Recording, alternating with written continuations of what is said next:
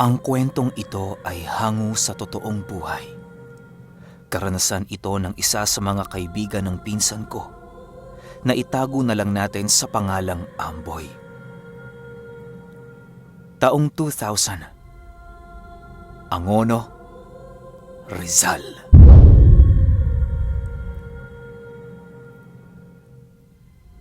Itong mga panahong ito, isang mag-aaral sa high school itong si Amboy. Isang pangkaraniwang bata lamang kung titingnan itong si Amboy. Gawa ng tahimik ito at kadalasan ay nag-iisa ito. Paborito niyang maupo sa pinakasulok ng classroom nila sa kadahilanang ayaw na ayaw niyang nakikisalamuha sa iba niyang kaklase. Ngunit sa tuwing may mga gawain sa paaralang nangangailangan ng pagtutulungan ng isang grupo, ay nakikisali naman ito. Bagaman tahimik at walang kibo, ay napakatataas naman ang marka nitong si Amboy. Kaya hinahayaan na lamang ito ng kanyang guro na tumingin sa labas ng bintana kapag may klase. Ang lubhang ipinagtataka ng mga ito ay kung bakit kahit na nakatanga at tila hindi siya nakikinig, sa tuwing tatawagin ito ng guro at tatanungin, ay nakakasagot naman ito ng tama. Dahilan para kainggitan siya ng iba niyang mga kaklase. Madalas tampulan ng bulong-bulungan itong si Amboy at kadalasan ay naririnig pa niya ang mga ito, ngunit ipinagsasawalang bahala na lamang niya ang mga bagay na yon sa kadahilanang ayaw niya nga ng gulo. Hinahayaan na lamang niya ang kanyang mga kaklaseng pag-usapan siya. Tutal naman, hindi nakakasakit ang mga salita. Ngunit ng isang araw, habang naglalakad siya sa pasilyo ng paaralan, ay bigla na lamang siyang tinamaan ng bola ng basketball sa ulo. Sorry, Amboy Masakit ba? Wika ng isang estudyante, at agad namang dinampot ni Amboy ang bola at iniabot ito ng maayos doon sa kaklase niya. At nang akmang tatalikod na sana siya, ay binato siya ulit ng bola ng kaklase niya. At sa pagkakataong yon, dumugo ang ilong ni Amboy. Nakakuyom ang mga kamay at nanggigigil na lumapit si Amboy sa kaklase. Bigla niya itong kinuwelyuhan. Sakto namang dumating ang guro nila, kaya tumigil na kaagad si Amboy sa kanyang ginagawa at naupo na lamang ito sa sulok na lagi niyang inuupuan. At nang uwian na nila, inabangan pala siya ng mga kasama nung kaklase niyang nambato ng bola sa kanya. Oy, nandito na si Amboy Ha? Ano, Amboy? Ang tapang mo kanina. Papalag ka? Paghamon ng isa sa kanila. Pwede ba, Jimwell? Lubayan niyo na lang ako. Wala naman akong ginawang masama sa inyo Tugon ni Amboy. Ngunit sa halip na umalis, ay itinulak siya ng isa. Bale, 3 silang pinagtutulungan si Amboy nung mga oras na yon. At nang bumagsak sa lupa si Amboy, ay bigla siyang pinagtatatadyakan ng mga ito. Matapos nilang gawin yon ay iniwan na siya. Wala ka pala Puro ka lang pala salita. Matapang ka lang kapag nasa loob ng klase. Wika nung Jimwell. Pag-alis ng 3 kamag-aral ni Amboy, ay agad naman siyang tumayo at nagpagpag ng alikabok sa kanyang damit. Hinubad niya ang polo niya at inilagay ito sa kanyang bag para hindi makita ng nanay niya. Pagdating niya sa bahay, napansin ng nanay niya na may pasa ito sa muka. Kaya kaagad itong nagtanong sa kanyang anak kung ano ang nangyari. At nagdahilan na lamang si Amboy na nabangga siya ng isa sa mga kaklase niya. Matapos ang usapan nila ng nanay niya, ay agad na din itong pumasok sa kwarto. Diretso ito sa kanyang kabinet at kinuha ang larawan ng tatay niya na nakapatong sa itaas nito. Naupo siya sa kama niya habang kinakausap ang litrato ng namayapang ama. Ang tatay ni Amboy ay isang sundalo at namatay ito sa engkwentro nung nasa edad 7 taon pa lamang si Amboy. Ang tatay niya, ang madalas niyang kasama noong nabubuhay pa ito. Kaya napakalaking kawalan para kay Amboy ang pagkamatay ng kanyang ama. Lagi niyang kinakausap ang litrato ng tatay niya, maging sa pagtulog ay katabi pa niya ito. Kung minsan napapaginipan niya ito, ngunit binabaliwala niya sa kadahilan ng panaginip lang naman ng mga yon. Pero kahit magkaganon ay masaya si Amboy dahil kahit sa panaginip niya ay nadalaw siya ng kanyang ama. Ngunit may isang kakaibang pangyayaring naganap. Isang araw na lubhang ikinagulat ni Amboy at ng kanyang ina. Isang hapon habang papauwi si Amboy, ay nakasalubong na naman niya ang 3 niyang kaklase na nambugbog sa kanya. At kagaya nung una, pinagtulungan na naman siya ng mga ito. Ngunit sa pagkakataong yon, gumanti na siya at nagtamo ng pinsala yung mga kaklase niyang nang aapi sa kanya. Kung hindi ninyo na itatanong, nung nabubuhay pa ang tatay ni Amboy, ay tinuruan siya nitong ipagtanggol ang kanyang sarili. At sa unang pagkakataon, ay nagamit niya ito sa aktwal na sitwasyon. Laking gulat ng nanay niya nang umuwi siya dahil puro dugo ang suot niyang uniforme. Maging ang kanyang mga kamao ay puro din sugat. Anak, ano nangyari sa'yo? Bakit puro ka naman dugo at saan mo nakuha ang sugat na yan? Alalang tanong ng kanyang ina. Gumanti lang po ako, ma. Hindi ko na po kasi kaya eh.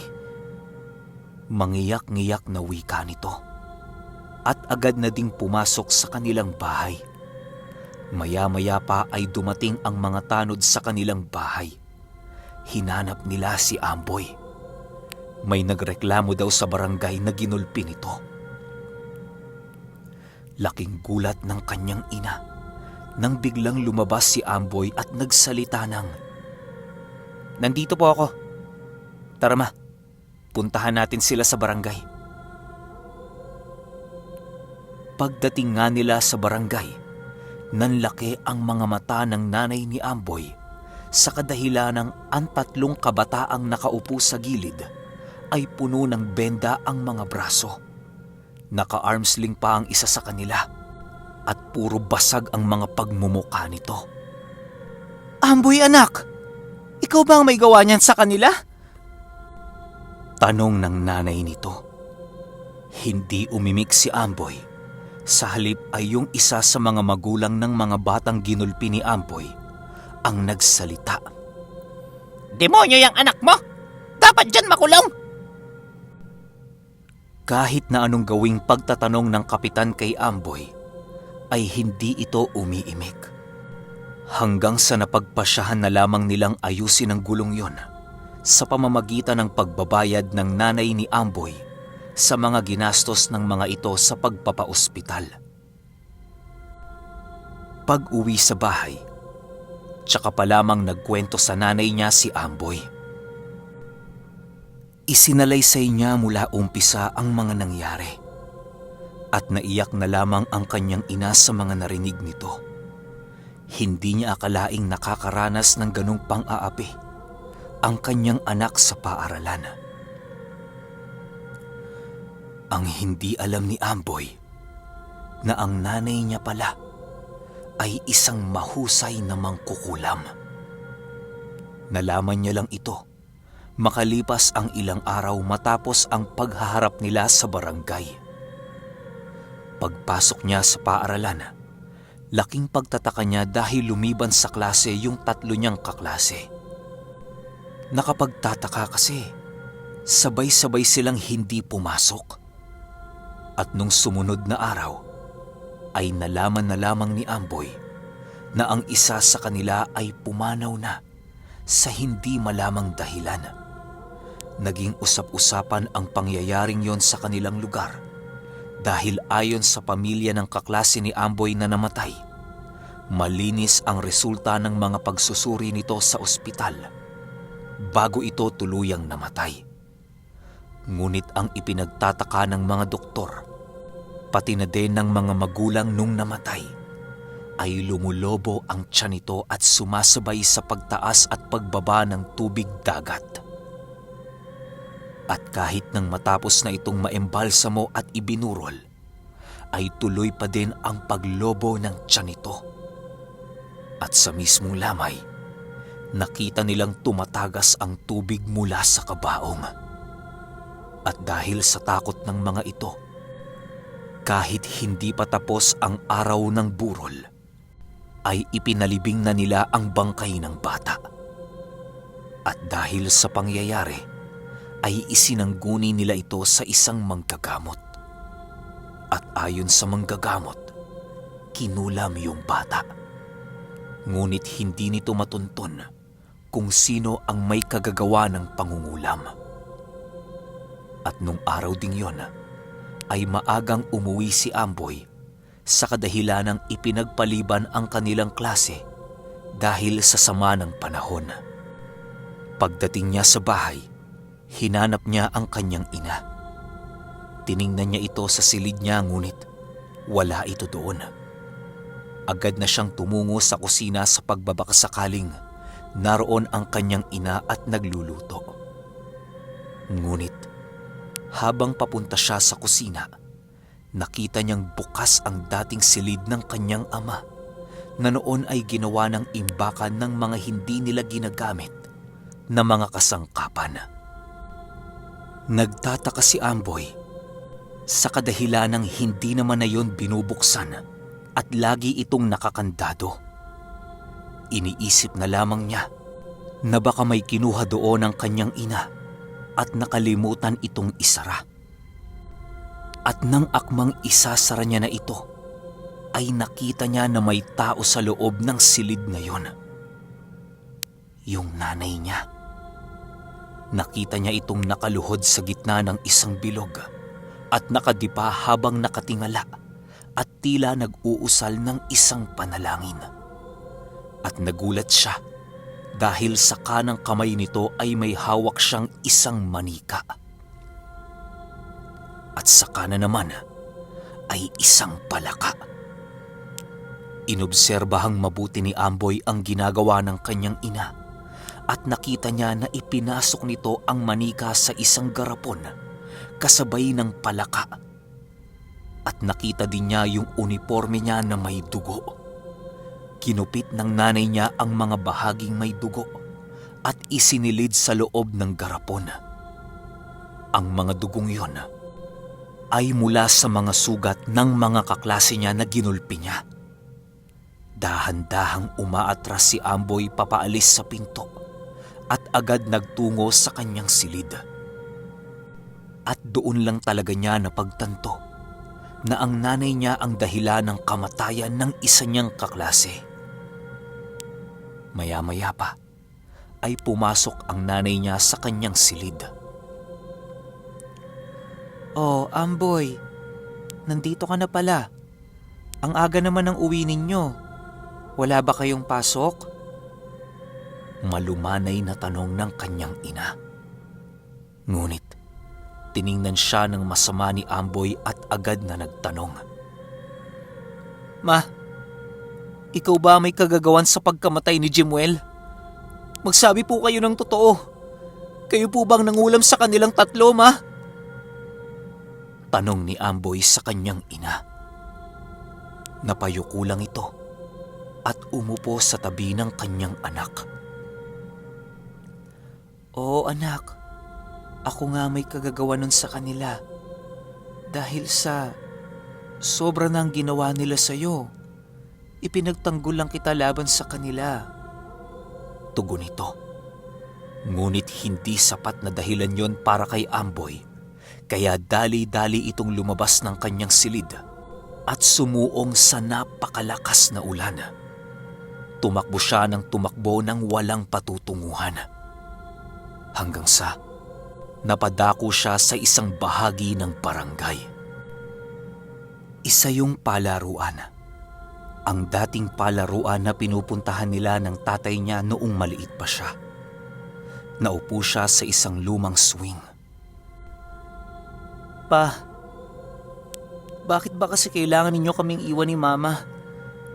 Sana nandito ka na lang. Sana hindi ka na lang namatay para may magtatanggol sa amin ni Mama. Para hindi na niya kailangan pang gumawa ng masama. Bakit ka ba umalis kung kailan ka namin kailangan? Wika nito na tila kinakausap ang kanyang yumaong ama. At laking gulat niya nang may isang lalaki ang nakita niyang nakatayo sa tapat niya. Tiningnan niya ang mga paa nito at nakita niyang ang suot na sapatos noong tao ay pang sundalo. Dahan-dahan niyang iniangat ang tingin niya hanggang sa mukha nito. Nanlaki ang mga mata niya nang makita niya na ang taong nasa harapan niya ay ang taong nasa litrato niya sa kanyang silid, ang kanyang ama. Boy, pasensya ka na ha? Hindi ko na nagawang makabalik sa inyo ng mama mo. Pasensya ka na din kung hindi na kita nasubaybayan sa paglaki mo.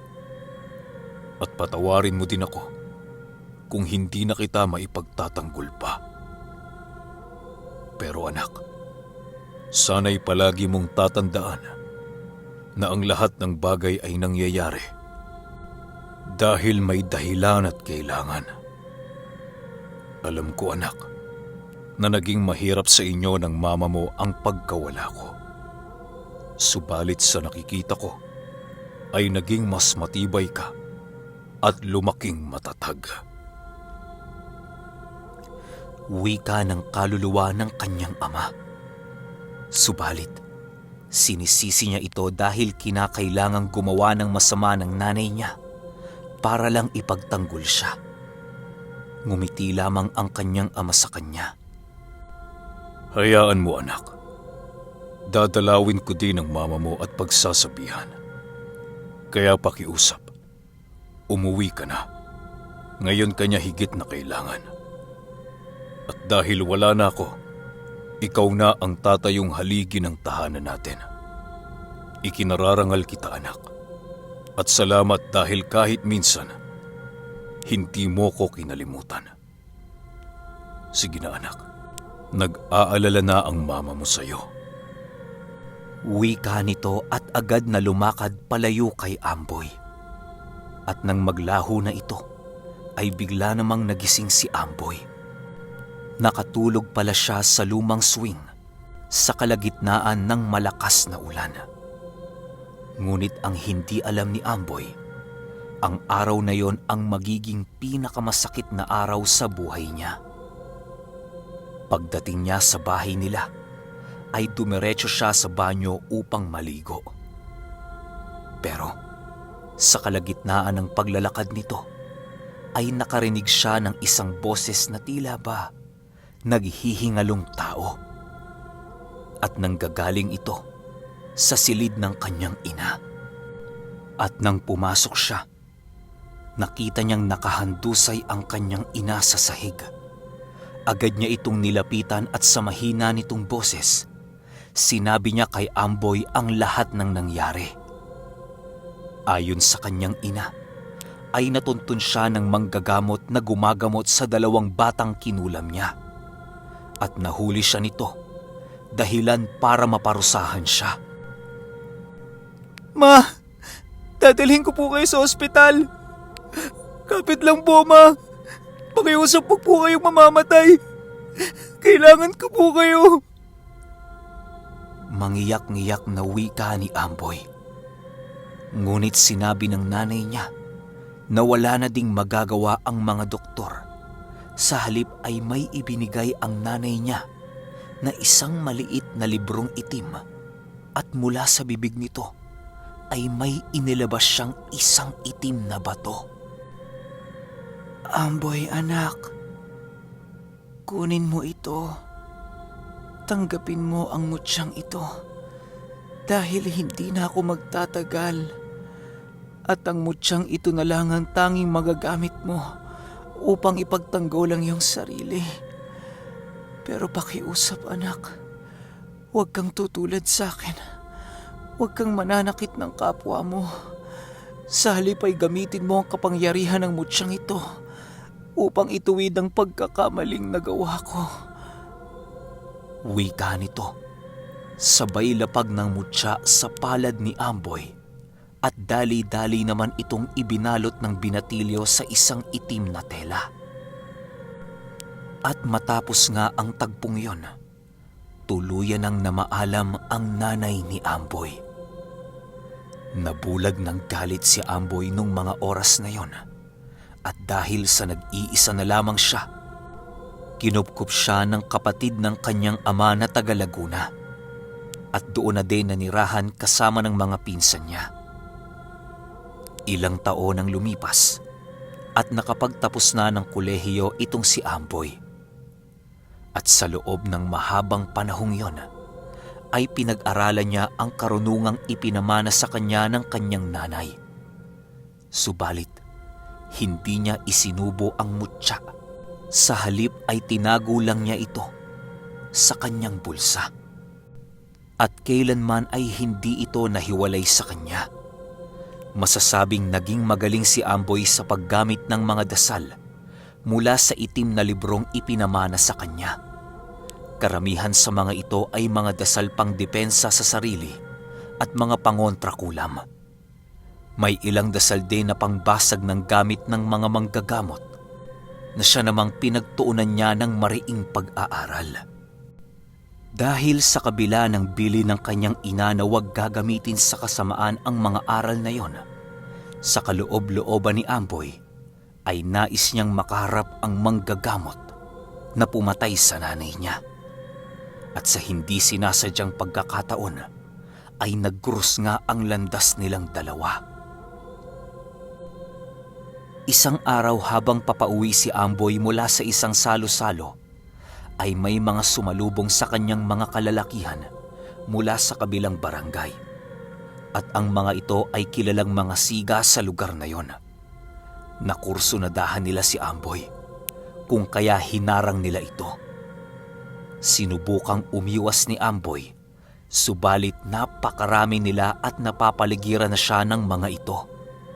Kung kaya wala na din siyang matatakbuhan pa.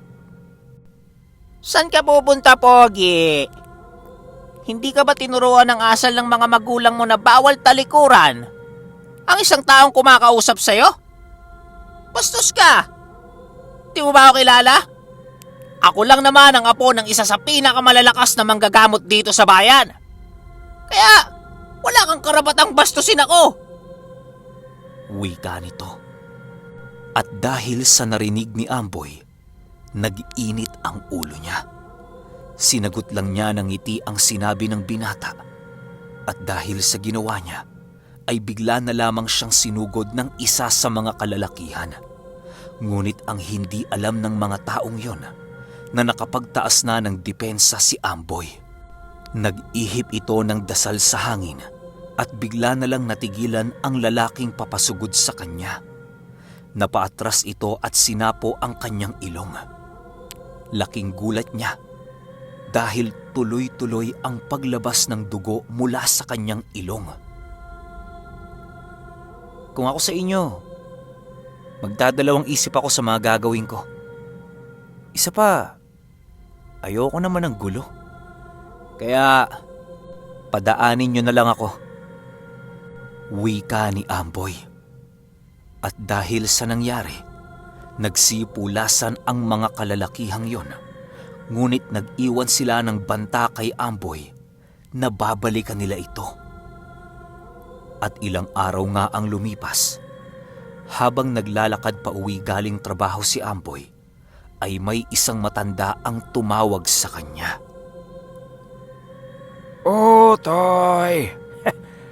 Magandang araw sa iyo, Utoy. Ikaw ba'y nakaharap ng aking apo? Wika ng matanda na ikinagulat naman ni Amboy sa kadahilanang ang matandang yon ay ang sinasabing pinakamahusay na manggagamot sa buong bayan. Ngunit ang mas ikinagulat niya ay nang humingi ito ng kapatawaran sa ginawa ng kanyang apo. Nakarating na din pala sa inyo ang ginawa ng apo ninyo? Pasensya na din po kayo, Manong... Ano nga po palang pangalan nyo? Tanong ni Amboy. Fermin. Utoy, pwede mo akong tawaging Fermin. Ayos lang, Utoy. Kasalanan din naman ang aking apo eh. Ay, siya nga pala. Para naman makabawi ako sa'yo. Halika sa bahay nang makapagmerienda man lang. Wika ng matanda. At agad naman silang lumakad patungo sa bahay nito. Hindi kalayuan yon mula sa lugar kung saan sila nagkasalubong. Pagdating nila sa bahay ay pinaupo siya ng matanda. At nang bumalik ito ay nagtataka si Amboy sa kadahilanang umiiyak ito. At mas lalong nagulat si Amboy nang magsimula itong magkwento. Ikaw si Amboy, hindi ba? Huwag kang magugulat sa sasabihin ko sa iyo at naway unawain mo muna ako, iho. Alam ko na ang iyong ina ay isang mangkukulam. Alam ko ding ipinamana niya sa iyo ang kanyang kakayahan. Ngunit humahanga ako sa iyo dahil ni minsan hindi mo ito ginamit sa kasamaan at pananakit. Oo nga. At nagamit mo ito sa aking apo. Pero alam kong nasa katwirang ka naman. Wika nito. At napatayo si Amboy dahil sa sinabi ng matanda. Teka lang, paano niyo po nakilala ang nanay ko? Takang tanong ni Amboy. Amboy apo, ako ang manggagamot na pumatay sa nanay mo. Alam mo ba na siya ang kauna-unahang mangkukulam na nakalaban ko? At aminado ako na magaling ang nanay mo. Ngunit ang ginawa ko sa kanya ay isang bagay na pinagsisisihan ko magpahanggang sa ngayon. Hindi ko akalain na dahil sa gusto kong makilala ako, ay may isang batang mauulila sa kanyang ina. Kaya Amboy, humihingi ako ng kapatawaran sa mga ginawa ko.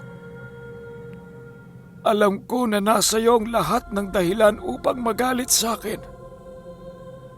Pero dalangin ko na naway mahanap mo din sa iyong puso ang mapatawad ako para mapatawad ko na din ang sarili ko. Wika ng matanda habang umiiyak. At dagdag pa nito, na handa siyang magbuwis ng buhay para lamang mapatawad ni Amboy. Nakaluhod na ito sa harapan ng binata habang nagmamakaawa at ikinagulat ng matanda ang mga sumunod na nangyari. Hinawakan siya ni Amboy sa dalawang balikat at itinayo. Manong Fermin, alam ko po ang pinagdadaanan ninyo. At nauunawaan ko po kayo. Kahit na gaano kalaki ang kasalanan ninyo sa akin, wala naman ako sa lugar para magpataw ng kaparusahan. At sino ba ako para hindi magpatawad? At sa palagay ko, kung nakikinig man ang ina ko ngayon, ito din ang gagawin niya. Kaya Manong, pinapatawad ko na po kayo. At kung talagang gusto ninyong makabawi sa akin, may ipapagawa ko sa inyo. Wika ni Amboy, sabay dukot ng isang supot mula sa bulsa niya. At ang supot na yon ay naglalaman ng mutya na nanggaling sa kanyang ina. Iniabot niya ito kay Manong Fermin upang ipabasag ito. Ngunit tumanggi ang matanda. Hindi na kailangan pang basagin ang mutyang yan, iho. Bagaman galing ito sa masamang elemento, ay napasakamay naman ito ng isang mabuting tao. At alam kong gagamitin mo ito sa kabutihan. Kaya itago mo ang mutyang alaala ng iyong ina.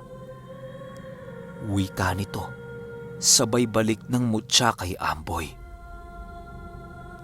At sinabi pa ng matanda na nais niyang si Amboy ang humalili sa kanya dahil na din sa taglay nitong kaalaman. Alam ni Tandang Fermin na magiging magaling na manggagamot si Amboy. Kaya naman tinuruan niya ito ng lahat ng kanyang nalalaman. Ginawa niya yon hanggang sa huling hininga niya. Magpahanggang sa ngayon, nanggagamot pa din si Amboy at bumalik ito sa Angono upang doon manggamot at mamuhay. Napakarami niyang natulungan sa kabila ng katotohanan na ang gamit niya sa pagtulong ay ang mutya ng mangkukulam.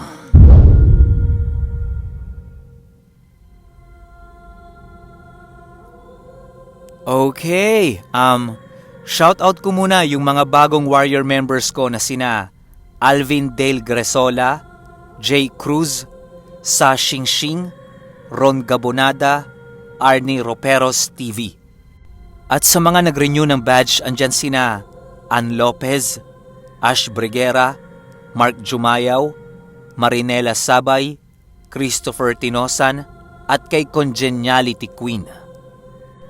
Para naman sa mga random subscribers natin na nag-comment sa pinned comment ko, andyan sina Inday Lidoy, Andy Boy CM, Erickson Melendez, Jubert Estores, Richel Banyaga, Annabel Alvarez, Arnie Ebalang, Macubex Maldos, Charity Dumayan, Mary Tommy Basa, June Pirata, Joshua Avelino, Kirk Vincentino Oldemo, Albert Miranda, Mary Ann Labini, Kyle Tragico, Chinita Angel Cadiz, Rica Poche, Kesarli Abero, Romel Guerra, Tyrone Malata, Ange Cruz M, Jenimar Jabadan, Mary Grace Yucor, Sunny Valenzuela, Cecil Rodriguez, Andrea Coronel, Wilkie Umerez, Mga Migoo, Armela Fernando, Luna Ray Gaviola, Sendo Ocampo, Maricel Sarmiento, Shania Pareño, Archie Divino, Roy Ronan Villasis, Jasmine Azraga, Noah Anton Adam, Benny Fortusa III, Angel Radsak, James Ricardo Balisong, Gracelyn Lacerna, Remalin Manera, Ben Joyana, Alvin Dale Gresola, Carmelita Mabanag, Jeric Jamero, Ray Henson de la Cruz, Lakay Russell, Joseph de Malaluan, at kay Pangging. Ayan sobra-sobra na yung mga shoutout ko. Guys, please, wag kayong magpa-flood sa pin comment natin kasi kawawa naman yung iba hindi ko nababasa. So, isang subscriber, isang basa lang tayo. Or isang subscriber, isang comment lang. Para naman lahat mabigyan ng chance. Yun lang. Hanggang sa susunod na kwento. Salamat.